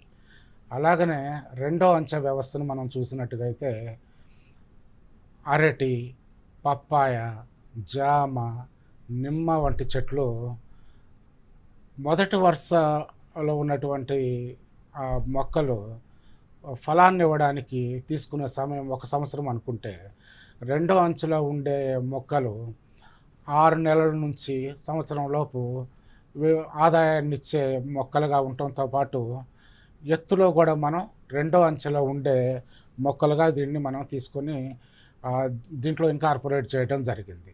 అలాగనే మూడో అంచె వ్యవస్థ, దీంట్లో మనం పొదల చెట్లు, మనం అనుకున్న మిడిల్ ఈస్ట్లో కూడా మన అస్సాం, మేఘాలయ ఇటువంటి ప్రాంతాల్లో కూడా ఈ 7 అంచెల పథకం అమల్లో ఉందన్నట్టు. అక్కడ చూసినట్టే కాఫీ, మిరప, గులాబీ, కరివేపాకు ఇలాంటివి మనకి మూడో అంచెలో ఉండి మనకి 3 నెలల నుంచి 6 నెలల లోపు మనకి రైతుకి ఆదాయాన్ని కల్పించడంలో ఈ మూడో అంచె సక్సెస్ అయిందని నిరూపించడం అయింది. అలాగనే 4వ అంచెలో మనం చూసినట్టుగైతే కూరగాయలు, ఆకుకూరలు, ఇది ప్రతినిత్యము మనిషికి అవసరమే. అంటే మనం ఈ పంట వేసినప్పటి నుంచి 45 రోజులు లేదా ఒక 60 రోజుల్లో ఈ 6వ అంచెలో ఉండేటువంటి 5వ అంచెలో ఉన్నటువంటి మొక్కలు మనకి ఫలాన్ని ఇవ్వడం మొదలెడతాయి. ఈ మొక్కలే మనకి ప్రతి దైనందిన జీవితంలో ప్రతిరోజు మనకి అవసరమైన మొక్కలు. మనం 5వ అంచె చూసుకున్నట్టుగైతే ఉంటారు క్రీపర్స్ లాంటివి, బీరకాయలు, దోసకాయలు, సొరకాయలు, ఇవి కూడా మనం దైనందిన జీవితంలో వాడుకునే కూరగాయలు, నిత్యావసర వస్తువులు లాంటివి. దీనివలన కూడా మనము ప్రతిరోజు వీటిని మార్కెట్లో విక్రయించుకోవడం ద్వారా ప్రతిరోజు మనం రైతుకి ఆదాయాన్ని సమకూర్చబడుతుంది. అలాగనే 6వ అంచెలో గుమ్మడి చెట్లు, పుచ్చకాయలు. 7వ అంచెకు వచ్చేటప్పటికి భూమి లోపల రూట్ వెరైటీస్ మనము సజెస్ట్ చేయడం జరిగింది. ఈ రూట్ వెరైటీస్ కొంచెం పెద్ద పెద్ద గాలుల నుంచి, తీవ్రమైన ఎండల నుంచి రక్షణ కోరుకునే మొక్కలు ఇవి. ఈ మొక్కలను అందుకని మధ్యలో ఏర్పాటు చేయటం, ఇటువంటి వాటర్ ఎరోజన్కి గురి కాకుండా ఈ రక్షింపబడి రైతుకి అనుకున్న సమయానికి ఫలాన్ని అందించి మేము ఉన్నాము రైతు అభివృద్ధిలో అని ఈ భూమి లోపల పంటలు కూడా రైతుకి సహకారం చేస్తున్నాయి. Thank you very much Prasad గారు. ఇది డీటెయిల్గా 7 లేయర్స్ని చూపించారు మాకు, ఏ లేయర్లో ఏం పంటలు ఉంటున్నాయి అన్నది. సో డాక్టర్ సునీతా ప్రసాద్ గారు, ఈ 7 లేయర్స్ ఒకవేళ ఒక బిజినెస్ లాగా, ఈ 7 లేయర్ అగ్రికల్చర్ని ఒక బిజినెస్ లాగా, ఒక ఆంటర్ప్రినర్ లాగా ముందుకు తీసుకెళ్ళాలి అనుకుంటే అది ఎలా జరుగుతుందంటారు? వెరీ ఇంట్రెస్టింగ్ క్వశ్చన్ అని చెప్పొచ్చు. స్టార్టింగ్లో నేను చెప్పాను సుప్రజ్ గారు, ఈ 20వ శతాబ్దంలో ఏమైందంటే ఎగ్జిస్టింగ్ రైతులే వ్యవసాయం చేయడం మానేసేటువంటి ఒక స్థితి వచ్చింది. ఆ స్టేజ్ నుంచి సైంటిస్టులు కానివ్వండి, ప్రభుత్వాలు కానీ తీసుకొని వాళ్ళు ప్రభుత్వం ఇస్తున్నటువంటి రాయితీలను ఉపయోగించుకొని యంగ్ జనరేషన్ని మళ్ళీ వ్యవసాయంలోకి తీసుకురావాలని ఆలోచిస్తున్న క్రమంలో still we are struggling a lot. Youth ఎప్పటికీ ఏంటంటే నాకు ప్రతి నెల జీతం కావాలి, లేదా నాకు స్థిరమైనటువంటి ఒక ఇన్కమ్ ఉండాలి. లైఫ్ సెటిల్మెంట్ అంటే ఏంటంటే నెలకి ఇంత జీతం వచ్చిందా, ఇన్ని ఖర్చులకు పోయాను, ఇంత సేవింగ్ చేసుకున్నానా, ఇయర్లీ వన్స్ ఇన్ని ప్లెజర్ ట్రిప్స్ ప్లాన్ చేసుకున్నాను, ఒక ప్లాన్డ్ లైఫ్లోకి అలవాటు పడిపోతున్నారు. అలాంటి ఒక యూత్ని బిజినెస్లోకి తీసుకురావాలంటేనే కొంచెం కష్టపడుతున్న రోజుల్లో వ్యవసాయాన్ని ఒక బిజినెస్ లాగా తీసుకొని యంగ్ జనరేషన్ని తీసుకురావాలి బిజినెస్ రంగంలోకి అని, వ్యవసాయ రంగాన్ని బిజినెస్గా మార్చడానికి అని చూస్తున్నప్పుడు ఈ 7 లేయర్ అనేది ది బెస్ట్ మెథడ్ అండి. సో దీంట్లో ఏమవుతుందంటే ఇందాక ప్రసాద్ గారు చెప్పినట్టు, సో ఈ 7 లేయర్స్ పై నుంచి కింద వరకు, మొదట్లో నేను చెప్పాను 7 లేయర్ అగ్రికల్చర్ అంటే ఏంటి అన్నప్పుడు, ఆకాశాన్ని అంటేటువంటి పొడవైన చెట్ల దగ్గర నుంచి, అంటే భూమి మీద ఉన్న ప్రాంతాన్ని ప్రతిదీ మనం వాడుకుంటూ వచ్చి భూమి లోపల ఉన్నటువంటి మట్టిని కూడా వాడుకునేదే 7 లేయర్ అన్నాం. అంటే ఏ బిజినెస్ చేసినా, ఫర్ ఎగ్జాంపుల్ మీరు ఐటీ రంగంలో ఉన్నారు, మీరు కొంత ఏదో ఒక సాఫ్ట్వేర్ డెవలప్ చేసే బిజినెస్లో ఉన్న యూత్ ఉన్నారు, అక్కడ కూడా రిస్క్ ఉంది. మీరు అనుకున్న ప్రాజెక్ట్ని అనుకున్న టైంకి అనుకున్న పద్ధతుల్లో ఇవ్వలేకపోతే మీరు ఇన్వెస్ట్ చేసిన దానికి రిటర్న్స్ రావు అక్కడ కూడా. లేదా అదే మీరు హోటల్ సెక్టార్లోకి వచ్చారనుకోండి, అక్కడ కూడా రిస్క్ ఉంది. ఈ వారం అంతా బాగా జరిగిందని నెక్స్ట్ వీక్ అదే క్వాలిటీ ఆఫ్ ఫుడ్ మీరు తయారు చేసినా కస్టమర్ రాకపోతే నష్టం ఉంటుంది. బిజినెస్ అంటేనే రిస్క్ లేని బిజినెస్ ఏది లేదా, సాఫ్ట్వేర్ రంగం అవ్వచ్చు, పెట్రోల్ బంకులు అవ్వచ్చు, లేదు మీరు హోటల్ రంగం అవ్వచ్చు, లేదు సినిమా రంగం అవ్వచ్చు, ఫ్యాషన్ రంగం అవ్వచ్చు, వాట్ ఎవర్ ఏదైనా బిజినెస్ అంటేనే రిస్క్ ఉంది. కానీ ఈ వ్యవసాయ రంగంలో ఉన్నటువంటి ఒక బ్యూటీ ఏంటంటే రిస్క్తో పాటు ప్లెజర్ కూడా ఉంటుంది మీకు. సో ఆనందించగలుగుతాము. సో ఎప్పుడు అంటే ఈ భూమి నాది, దీని మీద నేను ఇన్వెస్ట్ చేశాను అన్నప్పుడు, ఏ రంగంలో అయినా 10 రూపాయలు ఇన్వెస్ట్ చేస్తే ఇంకో 10 రూపాయలు రావాలనే వ్యాపారం చేస్తారు. వ్యవసాయ రంగంలో ఏంటంటే మీరు 10 రూపాయలు ఇన్వెస్ట్ చేస్తే, పర్టికులర్గా ఈ 7 లేయర్ అగ్రికల్చర్లో మీరు 10 రూపాయలు ఇన్వెస్ట్ చేస్తే 20 రూపాయల ఆదాయం అనేది పక్కా గ్యారెంటీ. ఇదేదో నోటి లెక్కలతో కెమెరా ముందు కూర్చొని చెప్తున్న విషయం కాదు. ఈ విధానాన్ని హైదరాబాద్ నడిబొడ్డున ఫైనాన్షియల్ డిస్ట్రిక్ట్లో హెచ్ఎండిఏ ల్యాండ్లో ప్రాక్టికల్గా మేము చేసి దాన్ని డిమాన్స్ట్రేషన్ ఫామ్గా డెవలప్ చేసాం. సో ఒక 2 years పాటు ఆ ఫామ్లో, అంటే మాకు రా ల్యాండ్ ఇవ్వడం జరిగింది. ఆ రా ల్యాండ్ని మట్టి దగ్గర నుంచి తీసుకొచ్చి దానికి ఫెన్సింగ్ వేసే దగ్గర నుంచి, మట్టిని మనం సారవంతం చేయడం దగ్గర నుంచి, ప్లాంటేషన్, ఎవ్రీథింగ్ 2 years ఒక డిమాన్స్ట్రేషన్ ఫామ్ చేసాము. క్యాలిక్యులేషన్స్ అండి, ప్రతి పైసా వీ హ్యావ్ క్యాలిక్యులేటెడ్. ఎంత ఇన్వెస్ట్ చేస్తున్నాము, ఎంత టైం ఇన్వెస్ట్ చేస్తున్నాము, దాని నుంచి ఎంత ప్రొడక్టివిటీ వస్తుంది అనేది. ఈ ప్రాసెస్లో చూసుకున్నట్టయితే ఇందాక ప్రసాద్ గారు చెప్పినట్టు కొన్ని లాంగ్ టర్మ్ మనకి, అంటే ఇయర్లీ వన్స్ ఇన్కమ్ ఇచ్చేటువంటి ప్లాంట్స్ ఉన్నాయి. సో ఒక 6 ఎకరం ఉన్న రైతు కనుక ఈ 7 లేయర్ అగ్రికల్చర్ని ఒక బిజినెస్ లాగా తీసుకుంటే, ఒక యంగ్ అబ్బాయి అండ్ ఒక ఎంటర్ప్రెన్యూర్, నేను బిజినెస్లో ఎంటర్ప్రెన్యూర్గా డెవలప్ అవ్వాలనుకుంటున్నానని ఒక 1/2 acre ఉన్న రైతు కనుక ఈ పద్ధతిని బిజినెస్గా మార్చినట్లయితే, వాళ్ళకి చుట్టూ వేసినటువంటి, అంటే ఫస్ట్ లేయర్లో మనం వేసిన పొడుగోటి చెట్లు, దాంట్లో మనకి కరివేపాకు కానివ్వండి, మునగ కానివ్వండి, చాలా అంటే కొంచెం లేట్గా మనకి 1 year తర్వాత మనకు క్రాప్ వచ్చేటువంటి అంశాలు. ఓకే, దాని తర్వాత వేసిన అరటి కానివ్వండి, పపాయ కానివ్వండి, ఇవి ఏంటంటే మనకు 6 నెలల నుంచి 9 నెలల లోపు క్రాప్ వస్తుంది. ఈ రెండు మనకి day to day income. Third layer వచ్చేసరికి మనము వంకాయలు, బెండకాయలు, దోసకాయలు, పచ్చిమిరపకాయలు ఇలాంటి, అంటే 2 feet హైట్ ఉండేటువంటి వేస్తాము. దీంతో పాటు ఈ లేయర్లో ఏంటంటే ఫ్లవర్స్ కూడా వేస్తాము. సో ఇవి ఏంటంటే రోజుకి ఒక 10 చెట్ల నుంచి మీకు క్రాప్ వచ్చిందని, మనం పంట వేసాక 45 రోజులకి మనకి క్రాప్ స్టార్ట్ అవుతుంది. సో 45 నుంచి 50 రోజులు పంట వేసాక ఒక 2 నెలల్లో మీకు ఈ థర్డ్ లేయర్ నుంచి వచ్చే ఇన్కమ్ ఎలా ఉంటుంది అంటే, రోజుకి ఒక 10 చెట్ల నుంచి మీరు వంకాయలు కోసారనుకోండి ఈరోజు, సో ఒక చెట్టుకి మీకు 1/2 కిలో వంకాయలు వచ్చిన, 10 చెట్ల నుంచి అంటే 5 కిలోలు వంకాయలు. సో ఒకరోజు 5 కిలోలు వంకాయలు కోసారు, ఒకరోజు 5 కిలోలు బెండకాయలు కోసారు, ఒకరోజు 5 కిలోలు టమాటాలు కోసారు. యావరేజ్గా 50 రూపాయలు వేసుకోండి. అంటే ఈవెన్ ఆర్గానిక్ ఫార్మింగ్లో ఉంటుంది కాబట్టి కాస్ట్ ఎక్కువే ఉంటుంది. అయినా కూడా యావరేజ్గా 50 రూపాయలు వేసుకున్నా ఒకరోజు 500 రూపాయలు ఈ థర్డ్ లేయర్లో ఉండే మొక్కల మీదనే ఆ ఎంటర్ప్రెన్యూర్కి రావడం జరుగుతుంది. సో 4th లేయర్, ఇక్కడ ఫ్లవర్స్ గురించి చెప్పలేదండి, ఈ ఓన్లీ కూరగాయల గురించే చెప్పాను. 4th లేయర్లో మనం ఏదైతే క్రీపర్స్లో వేసామో బీరకాయలు కానివ్వండి, సొరకాయలు కానివ్వండి, చిక్కుడుకాయలు, దొండకాయలు, ఇవి కూడా మనం రోజుకి ఒక 10 చెట్ల నుంచి ఒక 10 కిలోలు తీసామనుకోండి, ఒక్కొక్క చెట్టుకి ఒక్కొక్క కిలో అయినా వస్తాయి క్రీపర్స్. సో దాని వలన మీకు 10 కిలోలు అంటే అక్కడ 1000 రూపాయలు మీకు అక్కడే దొరుకుతుంది. సో దాని తర్వాత లేయరు మనం ఆకుకూరలు అంటున్నాం. ఈ ఆకుకూరలు ఏంటంటే మీకు తెలుసు, పంట వేసినాక ఫస్ట్ మనకి క్రాప్ వచ్చేది ఆకుకూరలు. పంట వేసినాక ఒక వారం రోజుల నుంచే మనకి కొత్తిమీర లాంటివి క్రాప్ వస్తుంది. సో మన 15 రోజుల నుంచే మనకి అంటే గోంగూర అవ్వచ్చు, చుక్కకూర అవ్వచ్చు, పుదీనా, ఇలాంటివన్నీ కూడా వస్తాయి. సో ఇదేంటంటే ఈ ఆకుకూరల మీద రోజుకు ఒక 200 వేసుకోండి ఇన్కమ్ హీనపక్షంలో. సో దాని తర్వాత మనము ఈ పాకుడివి వేసాం కదా, గుమ్మడికాయలు కానీ పుచ్చకాయలు కానీ, అది మళ్ళీ లాంగ్ టర్మ్ మనకి 6 నెలల నుంచి సంవత్సరం వరకు వచ్చేటువంటి పంట. సో దాని తర్వాత మనం వేసాము రూట్లోకి, భూమి లోపల వివిధ లేయర్స్లో పసుపు వేయొచ్చు, మన క్యారెట్, బీట్రూట్, మన స్వీట్ పొటాటో, ఇవన్నీ ఏంటంటే అవి కూడా మనకి లాంగ్ టర్మ్. ఇలా అంటే 3 నెలలకు ఒకసారి, 6 నెలలకు ఒకసారి, సంవత్సరానికి ఒకసారి నికరంగా వచ్చే ఆదాయం పక్కన పెట్టిన రోజువారీ ఆదాయం మనకి 3వ లేయర్లో 4వ లేయర్లో వచ్చే ఆదాయమే ప్రతిరోజు 1000 రూపాయల వరకు మనకు కనపడుతుంది. 500 ఏమో మనకి 3వ లేయర్లో ఉన్న వంకాయలు, బీరకాయలు, వంకాయలు, టమాటాలు వాటి మీద వచ్చింది. 4వ లేయర్లో ఉన్నటువంటి బీరకాయలు, సొరకాయలు, క్రీపర్స్ మీద ఒక 1000 రూపాయలు వస్తుంది. ఆకుకూరల మీద హీనపక్షంగా మీకు ఒక 200 వస్తుంది. సో ఇట్లా చూసుకుంటే మనకి రోజుకి 1700 రూపాయలు ఒక ఎంటర్ప్రెన్యూర్కి, 1/2 ఎకరం ఉన్న రైతుకి వచ్చేటువంటి అవకాశం ఉంది. సో దీన్ని కనుక బిజినెస్గా తీసుకున్నట్లయితే ప్రభుత్వం నుంచి కూడా చాలా వీళ్ళకి రాయితీలు కూడా కల్పించడం జరుగుతుంది. యంగ్ ఎంటర్ప్రెన్యూర్స్ కనుక వ్యవసాయాన్ని ఒక బిజినెస్ మోడ్లోకి తీసుకువెళ్ళగలిగితే దానికి కావాల్సినటువంటి టెక్నికల్ సపోర్ట్ కానివ్వండి, దానికి కావాల్సినటువంటి ఏమంటారు మన సీడ్లింగ్స్ కానివ్వండి, ఇవన్నీ కూడా స్పెషల్గా ప్రభుత్వం ఏర్పాటు చేసినటువంటి నర్సరీస్ నుంచి కూడా వాళ్ళకి సప్లై చేయడం జరుగుతుంది. సో కాబట్టి వీఆర్ హార్ట్లీ వెల్కమింగ్ యూత్ ఎవరైతే ఉన్నారో.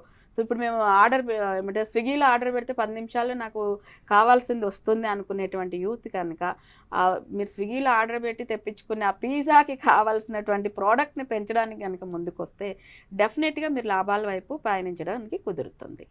Thank you very much doctor Sunitha Prasad garu. మీరు చెప్పిన వాటిలో ఒక 2 విషయాలు I would like to come back. స్కూల్స్లో యూ సెడ్ అది చాలా చెయ్యొచ్చు అన్నది, where I agree, it is much required. ఒక సినిమాలో కానీ మనం చూస్తే ఒక చిన్న పిల్లవాడిని నీకు పాలు ఎక్కడి నుంచి వస్తాయిరా అంటే ఫ్రమ్ ద గ్రాసరీ స్టోర్, అంటే సూపర్ మార్కెట్ నుంచి వస్తాయి అని చెప్పాడు. అది వాస్తవం. So having agriculture in schools చాలా లాభపడుతుంది. అండ్ తక్కువ ఎక్స్టెంట్లో కానీ ఎక్కువ ఎక్స్టెంట్లో కానీ ఇంత హెవీ ప్లాంటేషన్ చేసినప్పుడు ఈ వాటర్ యూసేజ్ అనేది ఎలా బ్యాలెన్స్ చేస్తారంటారు? సో ఇందాక ఆల్రెడీ మనం మాట్లాడుకున్నామండి, ఈ సిస్టానికి ఏంటంటే వాటర్ అనేది చాలా తక్కువ రిక్వైర్మెంట్. సో ఇది ప్లాంటేషన్లో మనం చుట్టూ పెరిఫెరీలో వేసేటువంటి లాంగ్ ట్రీస్కి ఏంటంటే వాటికి ఒక స్టేజ్ వరకే, మనం ఒక 1 మంత్ వరకే మనం వాటర్ ఇవ్వడం అనేది జరుగుతుంది.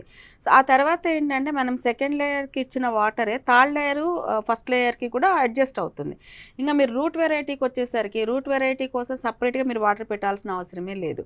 ఎందుకంటే ఆ ముందు ఉన్నటువంటి ఆ 2 లేయర్స్ అంటే 6వ లేయర్ 5వ లేయర్కి మీరు డ్రిప్ ఇరిగేషన్ ద్వారా అవ్వచ్చు, మల్చింగ్ ద్వారా అవ్వచ్చు, మనం చేస్తున్న ఆ వాటరే సరిపోతుంది అనమాట. దీంట్లో వాటర్ నిర్వహణ చాలా తక్కువ ఉంటుంది. సో వర్షాకాలము దీన్ని వాటర్ ఏదైతే వస్తుందో దాన్ని కట్టుకోవడానికి ఐ థింక్ ఇది ఏమంటారు ఫామ్ పాండ్స్ అంటారు కదా, ఇంకుడు గుంతలు, పొలాల్లో ఇంకుడు గుంతలు తీయడం అవనివ్వండి, మల్చింగ్ సిస్టమ్ అవనివ్వండి, వాటర్ నిర్వహణని చాలా తక్కువ చేస్తుందండి. అంటే మామూలుగా ఒక రైతు సింపుల్గా చెప్పాలంటే ఒక మామిడి తోట ఉంది, లేదు ఒక జామ తోట ఉంది, దానికి ఎంత వాటర్, ఒక ఎకరంలో మామిడి తోట ఉంటే ఎంత వాటర్ పడుతుందో అంతే వాటర్తో ఈ 7 రకాల లేయర్స్ని మనం పండించవచ్చు. Okay, thank you very much doctor Sunitha Prasad garu. Prasad garu, would you like to add anything on the water usage? అవునండి, మనం వాటర్ నీటి యాజమాన్యం అని ఇది చాలా పెద్ద అంశంగా రైతులు చూస్తూ వస్తున్నారు. ఇక మనం గత 20-30 సంవత్సరాలు వెనక్కి ఒకసారి గమనించినట్టుగైతే తెలుగు రాష్ట్రాల్లో వాటర్ షెడ్ మేనేజ్మెంట్స్ చాలా అద్భుతంగా జరిగినాయి. ఎక్కడైతే ఈ 7 లేయర్ ఫార్మింగ్ గురించి మనం మాట్లాడుకున్నప్పుడు ఈ వాటర్ షెడ్ కార్యక్రమాల ద్వారా భూమిలో నీటి లెవెల్ పెరిగి రైతుకి తేమ అలాగనే నీరు శాతం అందుబాటులోకి రావడం జరిగింది. టెక్నాలజీ పరంగా చూసినట్టుగైతే డ్రిప్ ఇరిగేషన్ గురించి మనం మాట్లాడుకోవడం జరిగింది. ఈ డ్రిప్ ఇరిగేషన్ ప్రపంచ దేశాల్లో చాలా చోట్ల ప్రాక్టీస్ చేయడం జరుగుతుంది. ఇది ప్రూవెన్, ఏమంటే నీటి యూసేజ్ ప్రాపర్గా జరుగుతుంది, మ్యాక్సిమం యూటిలైజేషన్ జరుగుతుంది అనేసి మన అందరికీ తెలిసిన విషయమే. ఈ డ్రిప్ ఇరిగేషన్ ద్వారా ఫెర్టిగేషన్ కూడా చేయవచ్చు. ఫెర్టిగేషన్ అంటే కావలసినటువంటి మినరల్స్ కానివ్వండి, ఫెర్టిలైజర్స్ కానివ్వండి, ఇంకా చెట్టు బలంగా ఎదగడానికి కావాల్సిన పోషకాలని అందించడానికి మనకి ఈ డ్రిప్ ఇరిగేషన్ మ్యాక్సిమం హెల్ప్ చేస్తుంది. అలాగనే మనం మల్చింగ్ గురించి మాట్లాడుకుంటున్నాం. మల్చింగ్ గురించి మాట్లాడినప్పుడు మనం ఒక అద్భుతమైన మొక్క గురించి మాట్లాడుకోవాలి, గ్లైరిసిడియా. ఈ మొక్క మల్చింగ్కి అద్భుతంగా పనిచేస్తుంది. అంటే మొక్క గురించి ఎందుకు ప్రస్తావించాల్సి వస్తుందంటే, మనకిప్పుడు పొలాలలో చెట్లు తీసేసాం చాలా చోట్ల. మనకు ఆకులు తద్వారా వచ్చే వ్యర్థాలు ఏవైతే ఉన్నాయో అవే మనం మల్చింగ్గా వేసుకోవాలి. 7 లేయర్ ఫార్మింగ్లో మనకి మొక్కల నుంచి వచ్చే రాలిపోయినటువంటి పదార్థాలు ఏవైతే ఉన్నాయో అవి అద్భుతంగా పనిచేస్తాయి. దీంతోపాటు ఈ గ్లైరిసిడియా అనే మొక్క ఉండటం వలన మల్చింగ్ ఇంకా అద్భుతంగా జరిగి మనకు కావాల్సినటువంటి కీటకాలు అభివృద్ధి చెంది మొక్కకి ఎంత త్వరగా వీలైతే అంత త్వరగా శక్తిని అందించి తద్వారా మొక్క రైతుకి ఫలాన్ని అందించడానికి ప్రయత్నం జరుగుతుందనేసి ఈ మల్చింగ్కి చాలా ఇంపార్టెన్స్ చేయడం జరిగింది. దీనికి మనం మల్చింగ్ కోసం మల్చింగ్ కవర్స్ కూడా వేయటం జరిగింది. అలాగనే వర్షపు నీరు నిల్వల గురించి మనం మాట్లాడుకోవాలి. ఇప్పటివరకు మనం ఈ 7 లేయర్ ఫార్మింగ్లో ప్రూవ్ చేయబడింది ఏంటంటే చాలా తక్కువ నీరు ఆవశ్యకత ఉంది అనేది. ఎందుకంటే మనం ఎక్కువగా సహజ సిద్ధమైన వనరుగా లభించే నీటి మీదే ఆధారపడుతున్నాం. సహజ సిద్ధం అంటే మనందరికీ తెలుసు, వర్షాధారం. వర్షం వచ్చినప్పుడు మనకి ఒక 3-4 నెలలు వర్షం దొరుకుతుంది. వర్షం వచ్చినప్పుడు ఫామ్ పాండ్స్ ఏర్పాటు చేసుకొని మన భూమిలో మనము నీటిని ఇంకేటట్లు చేసుకోవాలి. అలాగనే మనకి కాలువల ద్వారా, నదుల ద్వారా నీరు పంటలకు వస్తుంది అనేది తెలుసు. ఈ వర్షపు నీరు అనే దాన్నే మనం ఎందుకు మాట్లాడాల్సి వస్తుందంటే, చాలామందికి తెలియని విషయం. ఈ వర్షాలు కురిసినప్పుడు ఎత్తు ప్రాంతాల నుంచి వచ్చే నీటి ద్వారా మనకి మొక్కలకు కావాల్సినటువంటి సహజ సిద్ధ మినరల్స్ ఏదైతే ఉన్నాయో అవన్నీ కూడా నీరు తీసుకొని వస్తుంది మనకి. అందుకే పొలాల్లో నీరు ప్రవహించినప్పుడు ప్రతి పంటకి కొత్తగా మళ్ళీ పంట అద్భుతంగా లభించినటువంటి బలవర్ధక పదార్థాలను తీసుకొని, మినరల్స్ని, ఇటువంటి వాటినన్నింటినీ తీసుకొని మళ్ళీ మనకి కావలసినటువంటి పంటలను అందిస్తూ ఉంది. వీటిలో మనం చూసినట్టుకంటే ఫామ్ పాండ్స్తో పాటు క్యాస్కేడింగ్ సిస్టమ్, ఈ వాటర్ క్యాస్కేడింగ్ కూడా మనం చూడడం జరిగింది. తద్వారా ఈ వాటర్ క్యాస్కేడింగ్ ఏమంటే రైతులు ఒక కమ్యూనిటీ లెవెల్లో మాట్లాడుకొని పైనుంచి వస్తున్నప్పుడు పైన ఒక చిన్న గుంట ఏర్పాటు చేసుకొని, ఆ గుంట నిండిన తర్వాత రెండవ పొలంలో ఉండేటువంటి ఒక గుంటకి, దాని ఎత్తు క్రమంలో రెండవ గుంట నిండిన తర్వాత మూడో గుంటలోకి, ఇలా ఒక గొలుసు కట్టు విధానంలో వర్షపు నీరు రన్ ఆఫ్ కాకుండా, వెళ్ళిపోకుండా, వృధా కాకుండా మన పొలాల్లో ఇంకేటట్లు చేసుకోవటం వలన మనము మళ్ళీ బోర్ల మీద ఆధారపడటము, కరెంటు కోసం మనము డబ్బులు ఖర్చు చేసుకోవాల్సిన అవసరం మనకి ఎట్టి పరిస్థితుల్లో రాదు. ఈ 7 అంచెల విధానంలో తేమ శాతం ఎక్కువగా భూమి సస్టైన్ చేసుకుంటుందని ఇది నిరూపించబడింది. Thank you very much. ఇక్కడ ఒక చిన్న విషయం సుప్రజ్ గారు, ప్రభుత్వం ఏంటంటే ఈ డ్రిప్ ఇరిగేషన్ కోసం కానివ్వండి, నీటి యాజమాన్య విధానాలు చేయడానికి చాలా ప్రోత్సాహకాలు ఇస్తుందండి. ఇప్పుడు రైతులకి ఏంటంటే డ్రిప్ ఇరిగేషన్కి అయ్యేటువంటి ఖర్చు, డ్రిప్ ఇరిగేషన్ అనగానే రైతు మైండ్లో అమ్మ దానికి చాలా ఖర్చు అవుతుంది, చాలా మ్యాన్ పవర్ కావాలి, దానికి చాలా టెక్నికాలిటీ కావాలి, ఇలాంటి ఒక ఆలోచన ఉంటుంది. సో దీనికోసం ఏంటంటే ప్రభుత్వాలు, సెంట్రల్ గవర్నమెంట్ కానివ్వండి, స్టేట్ గవర్నమెంట్ కానివ్వండి, ఈ డ్రిప్ ఇరిగేషన్ కోసం పర్టికులర్గా చాలా సబ్సిడీస్ కూడా ఇవ్వడం జరుగుతుంది ఇప్పుడు. ఇంకోటి ఇందాక ప్రసాద్ గారు చెప్పినట్టు ఈ వాటర్ ఇదనేది మన క్యాస్కేడింగ్ అనేది 7 లేయర్ మనం ప్లాంటేషన్లోనే ఆ క్యాస్కేడింగ్ అనేది జరుగుతుంది. సో అది కూడా ఒక బెనిఫిట్. దానివల్ల వాటర్ని మనం సహజ సిద్ధంగానే ఇక్కడ మన నిల్వల్ని పెంచడానికి చేసేటువంటి విధానము ఈ ప్రాసెస్లోనే ఉంది. ఈ 7 లేయర్ అగ్రికల్చర్ మన ప్లాంటేషన్ ప్రాసెస్లోనే చాలా వరకు ఈ కాస్కేడింగ్ అనేది జరుగుతుంది, వాటర్ మనకి నిలవ ఉండడం అనేది జరుగుతుంది. సో అలాగే మనము ఈ ఇంకుడు గుంతలు లాంటివి తీయడం కూడా బెనిఫిట్ అవుతుంది. ప్రభుత్వం కూడా ఇచ్చేటువంటి ఈ సహకారాన్ని రైతులు ఉపయోగించుకోవాలని ఈ రైతు మిత్ర ప్రోగ్రామ్ ద్వారా కూడా I'm insisting. Great, thank you very much doctor Sunitha Prasad garu. దీనివల్ల వచ్చే లాభాలు, water usage are very convincing and appealing for all the entrepreneurs. ఒకవేళ ఒక రైతు, businessmen who is become a farmer who has become an agriculturalist or a businessman would like to start, ఒకవేళ అది start చేయాలి అనుకుంటే వాళ్ళు చేయాల్సిన process ఏముంటుంది? స్టెప్ బై స్టెప్ చెప్పాలి అనుకుంటే ఆ ప్రాసెస్ని కొంచెం ఎక్స్ప్లెయిన్ చేస్తారా?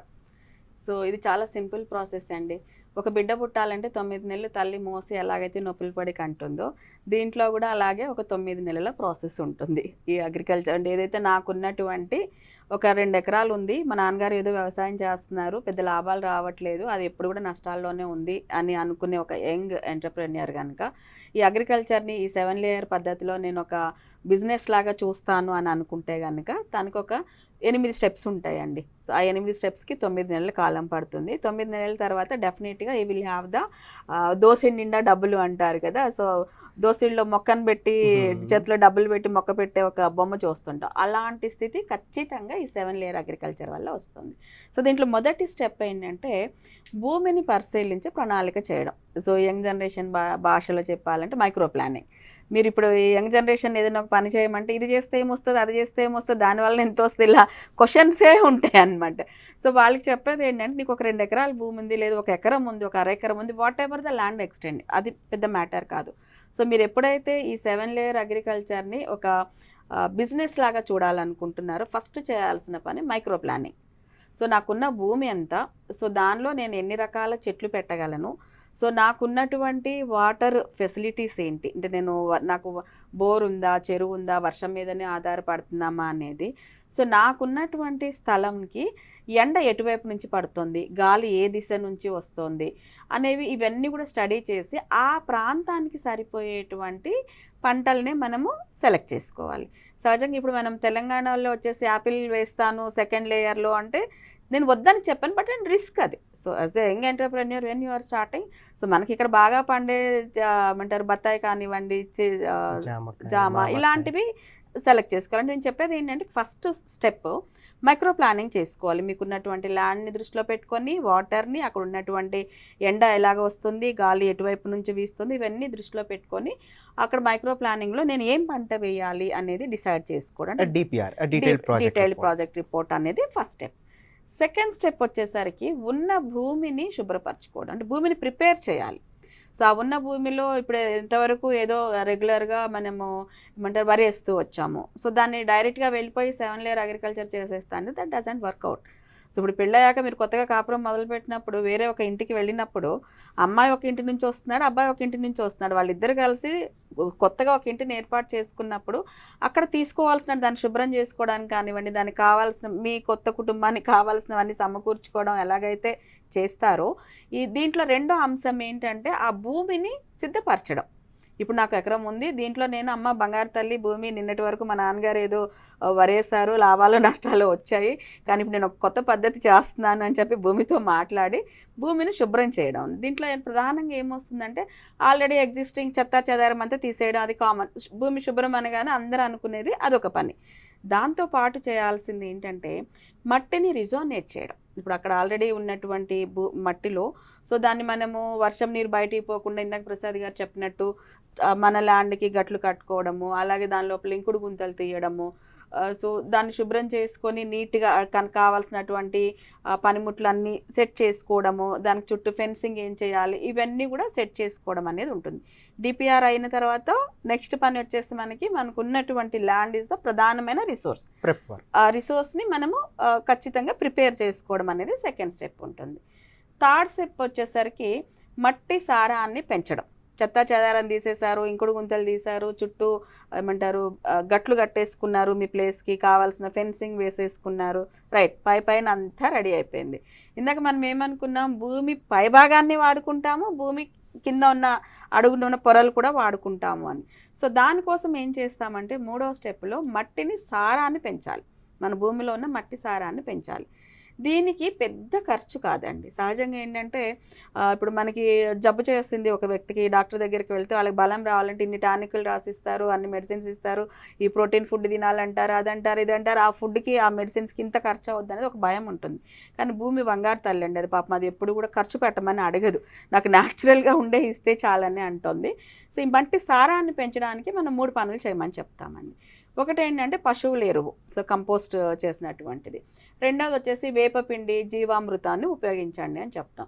మూడోది వచ్చేసి మట్టిని లోతుగా దున్నడం. ఈ దున్నడం అనేది ఏంటంటే పైన దున్నడం కాకుండా, ఎందుకంటే మనము ఈ రూట్ వెరైటీస్ కూడా వేస్తున్నాం కాబట్టి మనం మట్టిని ఎంత లోతుగా దున్నితే వాటర్ కూడా అంత లోతుగా ఈజీగా వెళ్తుంది. మనం అడుక్కెళ్ళేసరికి మట్టి గట్టిగా ఉందనుకోండి, వాటర్ అందులో ప్రవహించడం అనేది కష్టం అవుతుంది. సో 3వ అంశం వచ్చేసి మట్టిని లోతుగా దున్నటం. సో ఈ 3 పనులు చేసినట్లయితే మన మట్టి సారం అనేది పెరుగుతుంది. సో ఇక 4వ పని, సో మనం ముందు ప్రణాళిక వేసేసుకున్నాం, డిపిఆర్ చేసుకున్నాము. సో తర్వాత మనం చుట్టూ ఫెన్సింగ్ అంతా వేసుకొని ప్రెప్ వర్క్ అంతా అయిపోయింది. దాని తర్వాత అస్సలు సిసలైన మన మట్టిని సారవంతం చేసుకున్నాం. సో దాని తర్వాతది వాటర్. సో 4వ విషయం వచ్చేసరికి వాటర్ని ఏర్పాటు చేసుకోవడం, అంటే డ్రిప్ ఇరిగేషన్ ఏర్పాటు చేసుకోవడము, లేదంటే పాలల్లో నీళ్లు పెట్టడానికి మనం ఎలాగా మనం ఇది చేయొచ్చు అనేది అది ప్రిపేర్ చేసుకోవడము, మల్చింగ్కి కావాల్సినటువంటి ఎండుగడ్డి కానివ్వండి, ఇందాక సార్ చెప్పినట్టు గ్లైరిసిడియా కానివ్వండి, వాటన్నిటినీ రెడీ చేసుకోవడం అనేది 4వ స్టెప్. భూమి రెడీ అయింది, మట్టి సారం పెరిగింది, వాటర్ కూడా మనకి రెడీగా ఉంది. సో దీని తర్వాతది వచ్చేసి ప్లాంటేషన్. ఎప్పుడైతే భూమి రెడీ అయిపోయింది, అట్లాగే మనకి వాటర్ కూడా రెడీగా ఉందన్నప్పుడు మనం 5వ స్టెప్లో ప్లాంటేషన్ స్టార్ట్ చేస్తాము. ఈ 7 లేయర్ ప్లాంటేషన్ అనేది ఒకేసారి యుద్ధ ప్రాతిపదికన చేసామన్నమాట. ఫస్ట్ 2 లేయర్ల ప్లాంటేషన్ అనేది చేస్తాం. మనం ఏదైతే ఇప్పుడు శాంప్లింగ్స్ మన గవర్నమెంట్ ఉన్నటువంటి ఇదేమంటారు మన నర్సరీస్ నుంచి ఈ ఎక్సలెన్సీ సెంటర్స్లో చాలా మంచి క్వాలిటీ ఆఫ్ సీడ్లింగ్స్ దొరుకుతాయి మనకి. సో వాటిని కనుక మనం తెచ్చుకొని ఫెరి చుట్టూ ఉండే లాంగ్ టర్మ్ ఎత్తు పెరిగే చెట్లు అనుకున్నాం కదా, కరివేపాకు కానివ్వండి, మురింగా కానివ్వండి, ఇలాంటి వాటిని మనము చుట్టూ పెట్టేసుకుంటాం. అదే రోజు అంటే 1-2 రోజుల్లో మనము 2వ లేయర్ని కూడా, అంటే ఫస్ట్ లేయరు సెకండ్ లేయర్, ఈ రెండింటిని ఒక సెట్గా మనము ప్లాంటేషన్ అనేది చేసుకుంటాం. సో దీని తర్వాత మనము ఒక వారం రోజులు గ్యాప్ ఇవ్వమంటాం. ఎందుకంటే ఒక ప్లాంట్ని మనం వేరే దగ్గర నుంచి తీసుకొచ్చి పెట్టినప్పుడు షాక్ ఉంటుంది, ట్రాన్స్ప్లాంటేషన్ షాక్ ఉంటుంది కదా. సో దాని నుంచి ఈ 2 లేయర్స్లో పెట్టిన మొక్కలు కొంచెం తేరుకొని ఐఎమ్ ఓకే, ఇది నా ల్యాండ్, నేను ఇక్కడ పెరగాలి, నా రైతుకి నేను కొంచెం ప్రొడక్టివిటీ ఇవ్వాలని అవి మెంటల్గా ప్రిపేర్ అయ్యే వరకు, ఆ 2 లేయర్స్ సెట్ అయ్యే వరకు థర్డ్ లేయర్ జోలికి రాము. సో దీనికి ఒక 1 వీక్ పడుతుంది. సో దాని తర్వాత మనం థర్డ్ లేయర్లో మనం అనుకున్నటువంటి 2 అడుగుల ఎత్తు పెరిగేటువంటి మన టమాటాలు కానివ్వండి, లేదు మన బెండకాయలు, పచ్చిమిరపకాయలు, ఇలాంటి క్రాప్ అంతా కూడా వేయడం జరుగుతుంది. సో ఈ థర్డ్ లేయర్తో పాటు మనము 4th లేయర్ ప్లాంటేషన్ కూడా చేసేస్తాము. ఈ 2 లేయర్లు మనం ఒకేసారి చేసేయచ్చు. ఈ 2 లేయర్లు చేసిన తర్వాత ఇప్పుడు వారం రోజులు అవసరం లేదు, ఎందుకంటే ఆల్రెడీ పెద్ద చెట్లు ఉన్నాయి కదా అక్కడ. అవి చెప్తే welcome to my world, already మేము ఇక్కడికి వచ్చి 1 వీక్ అయింది, ఇక్కడ అంతే చాలా బాగుంది, మీరేం టెన్షన్ పడక్కర్లేదని వీటిని కొంచెం మెంటల్గా ప్రిపేర్ చేస్తాయి. సో మనకి third layer 4th layer plantation అయిన తర్వాత 3 days తర్వాత మనము 5th లేయర్ ప్లాంటేషన్కి వెళ్ళిపోవచ్చు. 5th లేయరు 6th లేయరు మనము ఒక 3 days తర్వాత చేసేయచ్చు. సో ఆ తర్వాత ఒక 2 రోజుల గ్యాప్లో మన రూట్ వెరైటీస్ 7th వెరైటీ అనేది పెట్టచ్చు. టోటల్గా మనం చూసుకున్నట్టయితే ఈ 7 లేయర్ ప్లాంటేషన్ చేయడానికి మనకు ఒక 1 వీక్ నుంచి 15 days పడుతుంది. సో ఈ 15 daysలో మనం ప్లాంటేషన్ చేసిన తర్వాత స్టెప్కి వెళ్ళడానికి ముందు ఇక్కడ ఒక చిన్న విషయం చెప్పాలి సుప్రేష్ గారు. ఖచ్చితంగా ఈ 7 లేయర్స్ వేసి తీరాల్సిందే అనేది లేదు. ఒక రైతు కనుక ముందుకు వచ్చినప్పుడు నేను ఇప్పుడు 7 లేయర్స్ మీద ఇంట్రెస్ట్ లేను, నాకున్నదే ఏమంటారు ఒక 100 గజాలే ఉంది అంటే అక్కడ 7 లేయర్స్ చేయలేము మనం. అక్కడ ఆయనకున్నటువంటి ఆ ల్యాండ్ పరిస్థితులను బట్టి we can go for the 3 layers 4 layers కూడా మనం కస్టమైజ్ చేసి చేయొచ్చు. సో సిస్టమేటిక్గా ఒక 1/2 ఎకరం ఉన్న రైతు 7 లేయర్స్ చేయాలంటే ఈ 15 రోజుల వరకు, వారం నుంచి 15 రోజులు ప్లాంటేషన్కి పడుతుంది. సో దీని తర్వాత 6వ స్టెప్ వచ్చేసి ప్లాంటేషన్ చేసేసాము, ఇంకా నెక్స్ట్ ఏముంటుంది, దాన్ని సంరక్షించడం. దాన్ని సంరక్షించడానికి మనం చేసేది ఏంటంటే వేప నూనె స్ప్రే చేయడము, మజ్జిగ పసుపు కలిపిన నీరు స్ప్రే చేయడము, కీటకాలు వచ్చినప్పుడు దానికి తగినటువంటి చికిత్స చేయడము. కీటకాలు అనేది ఏంటంటే అండి, ఇందాక కూడా చెప్పాను, మనము థర్డ్ లేయర్లో బేట్ క్రాప్ వేస్తాం.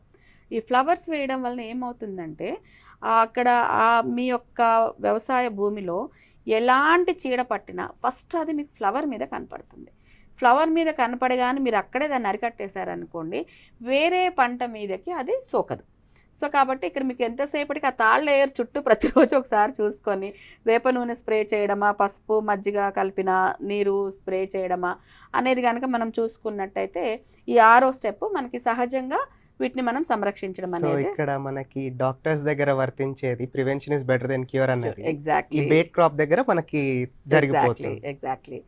సో దీని తర్వాత ఏంటంటే మనం సంరక్షించడం బాగా అయిన తర్వాత వెంటనే చేసే పని ఏముందండి, పంట వచ్చింది దాన్ని కోయడం అనేది మనకి ఫైనల్ విషయము. సో పంట కోసిన తర్వాత ఆకుకూరలు మీకు తెలిసింది 10 నుంచి 15 రోజుల్లో మనకి క్రాప్ స్టార్ట్ అవుతుంది. అట్లాగే కూరగాయలు వచ్చేసరికి దశల వారీగా మనకి ప్రొడక్ట్ వస్తూ ఉంటుంది. ఈ సిస్టంలో ప్రధానమైన అంశము ఒక క్రాప్ తీయగానే మళ్ళీ వెంటనే క్రాప్ వేయడము, భూమిని ఖాళీగా ఉంచకూడదు. భూమిని ఖాళీగా ఉంచామంటే మనకి డబ్బులు వచ్చేదాన్ని ఆపేసుకుంటున్నట్టు. ఆకుకూరలు కోసేశారు, ఈరోజు కొత్తిమీర మొత్తం కోసేశారు, సో దాన్ని ఖాళీగా ఉంచకండి. వెంటనే నెక్స్ట్ డే దాన్ని కొంచెం ఏమంటారు దున్నేసేసి మళ్ళీ ట్రాక్టర్లో అలాగేం అవసరం లేదు, ఆ కొంచెం మనం ఏమంటారు చిన్న చిన్న పారల్ లాంటి దాంతో దున్నేసి ఈరోజు అక్కడ కొత్తిమీర వేయకండి. Crop rotation. ఇక ఈ 15 రోజులు ఇక్కడ 15 రోజులు కొత్తిమీర వేశారు కదా, నెక్స్ట్ పుదీనా వేయండి లేదా చుక్కకూర వేయండి. సో నెక్స్ట్ ఇంకో 10 రోజుల తర్వాత మీరు చుక్కకూర కోసారు, అక్కడ రొటేషన్లో మీరు ఇంకొకటి వేయండి. సో ఇట్లా ఏంటంటే భూమిని ఖాళీగా ఉంచకుండా ఉండడం అనేది చేయాలి. సో ఫైనల్గా 8వ స్టెప్ ఏంటంటే రికార్డ్ మెయింటెనెన్స్. ఇది రైతులకి చాలా కష్టమైన పని. మీరు అడిగింది యంగ్ ఎంటర్‌ప్రెన్యూర్స్ కోసం కాబట్టి, డిపిఆర్ చేసే వాళ్ళ కోసం కాబట్టి. సో నేను రోజుకి ఎంతమంది కూలీలను పెట్టాను, ఎంత కూలి ఇచ్చాను, లేదు వేప నూనె స్ప్రే చేయడానికి ఎంత ఖర్చు పెట్టాను, ఇట్లా ప్రతి పైసా కూడా ఖర్చు రాసి దాని మీద వచ్చిన ఇన్కమ్ని కనుక మీరు రాసినట్లయితే ఖచ్చితంగా మీకు దీని మీద ఫలితాలు రావడం అనేది జరుగుతుంది. ఈ 8 స్టెప్స్ అనేది చాలా ప్రధానమైన అంశాలు. Great, thank you very much doctor Sunitha Prasad గారు. యాజ్ అన్ అగ్రికల్చర్ ట్రైనర్ చాలా డీటెయిల్గా చెప్పడం జరిగింది. క్లుప్తంగా if you have to conclude, Prasad గారు యాజ్ అన్ అగ్రికల్చర్ సైంటిస్ట్ ఈ 7 లేయర్ ఫార్మింగ్ని ఒక 5 పాయింట్స్లోకి బ్రీఫ్ చేయాలనుకుంటే ఎలా చేస్తారు? షూర్. మనం రైతులు ప్రధానంగా గుర్తుంచుకోవాల్సిన ఒక 5 అంశాలను మనం సమప్ చేసుకుందాము. ఒకే పంట మీద ఆధారపడి ఉండడం మంచిది కాదనేది ఇవాళ ఉన్నటువంటి వ్యవసాయ పద్ధతుల్లో మనం మాట్లాడుకుంటున్నాం. ఇది తప్పేం కాదు. ఒకే పంట వేసిన రోజుల్లో కమర్షియల్ క్రాప్స్ ద్వారా రైతులు అద్భుతాలు చూశారు. ఒక రకంగా చెప్పాలంటే రైతే రాజు. మొదటి బుల్లెట్ ఎక్కి తిరిగిన వాళ్ళు కూడా రైతులే, ఇంటర్నేషనల్ ఎక్స్పోర్ట్స్ చేసిన వాళ్ళు కూడా రైతులే, తప్పనడం లేదు. కానీ ఒకే పంట వేస్తూ ఉండటం వలన భూసారం అనేది క్షీణించటం జరుగుతుంది. కాబట్టి ఒక పంట మీద ఆధారపడవద్దు అనేది ఒకటి రైతుకి గుర్తు చేయటం అనేది జరుగుతుంది. అలాగనే భూమిని కానివ్వండి, మట్టిని కానివ్వండి ఎప్పుడు ఖాళీగా ఉంచొద్దు అనేది ఈ 7 అంచెల పథకంలో మనం మాట్లాడుకోవడం జరుగుతుంది. మనం భూమిని భూదేవితో పోల్చుకుంటాం మనం. అలాగనే చెట్లని మనం కర్ణుడి కవచకుండలాలతో పోల్చుకుంటున్నాము. వీరిద్దరికి కర్ణుడి కవచకుండలాలు లేకపోతే కర్ణుడికి ఎంత ప్రమాదమో మనందరికీ తెలుసు. అలాగనే భూమికి రకరకాల మొక్కలు ఎప్పుడు కూడా వేసి దాన్ని మనం కాపాడుకుంటూ ఉండాలి. అలానే నీడకు భయపడవద్దు. అంటే షేడ్, ఒకవేళ ఇన్ని రకాల పంటలు వేయడం వలన కొన్ని పంటలకి ఎండ తగలదేమో అనే భయం మనకు అవసరం లేదు. ఎందుకంటే ఎంత మొక్కకి ఎంత అవసరమో, ఎండ అవసరమో, ఎంత గాలి అవసరమో ఇవన్నీ అర్థం చేసుకున్న తర్వాతనే ఈ విధానంలోకి మనం తీసుకురావడం జరిగింది. ఇప్పుడు 4వది ముఖ్యంగా మనం మాట్లాడుకుంటే రసాయనాలు. ఇది ఎంత త్వరగా సే నో టు కెమికల్స్ అనేది మనకు వస్తుంది. ప్లాస్టిక్ అలానే మనం మాట్లాడుకుంటున్నాం, బర్నింగ్ ఇష్యూ లాగా. ఈ రసాయనాలు తగ్గించడానికి మనకి ఆల్టర్నేటివ్స్ ఉన్నాయి. ఆల్టర్నేటివ్స్ ప్రూవెన్, రసాయనాల కంటే బాగా పనిచేస్తున్నాయి, మంచి రిజల్ట్స్ వస్తున్నాయి. కేంద్ర రాష్ట్ర ప్రభుత్వాలు కూడా జీవన ఎరువులను ఉత్పత్తి చేస్తున్నాయి. మన ఇండియన్ అగ్రికల్చరల్ రీసెర్చ్ ఇన్స్టిట్యూట్స్ ఏవైతే ఉన్నాయో, రైతు కేంద్రాలు, వాటి ద్వారా కూడా జీవన ఎరువులను సప్లై చేయడం జరుగుతూ ఉంది. వీటన్నిటిని మనం వినియోగించుకొని ఖర్చు తక్కువ ఇవన్నీ కూడా ఎక్కడైతే మనం రసాయనాల విషయం చూసినప్పుడు ఖర్చు ఎక్కువ జరగటం జరిగింది. ప్రతి నెల ఏదో ఒక ఆదాయం ఉండేటట్లు మనం ప్రతిరోజు ప్రతి నెల ప్రతి క్వార్టర్కి ఆదాయం ఉండేటట్టు మనం రైతు చూసుకొని ఈ 7 అంచెల పథకాన్ని సక్సెస్ చేయాలని మేము కోరుకుంటున్నాం. Thank you very much mister Prasad గారు. డాక్టర్ సునీత ప్రసాద్ గారు, any conclusion words? Yeah, thank you so much for T-SAT అండి. ఇంత ఒక మంచి సబ్జెక్ట్ని రైతులకు అందించడానికి అవకాశం ఇచ్చారు. ఒక ముక్కలో చెప్పాలంటే రైతులు కూడా ప్రతిరోజు డబ్బులు కళ్ళ చూడాలి అంటే, ప్రతిరోజు ఆదాయం వాళ్ళ చేతిలో ఉండాలి అంటే, లక్ష్మీదేవి వాళ్ళ చేతిలో గలగలలాడాలి అంటే 7 లేయర్ అగ్రికల్చర్ అనేది ది బెస్ట్ మెథడ్ అండి. Great, thank you very much doctor Sunitha Prasad గారు. Thank you very much. Rythu Mitra ప్రోగ్రామ్కి మరొక అంశంతో will catch again. Thank you.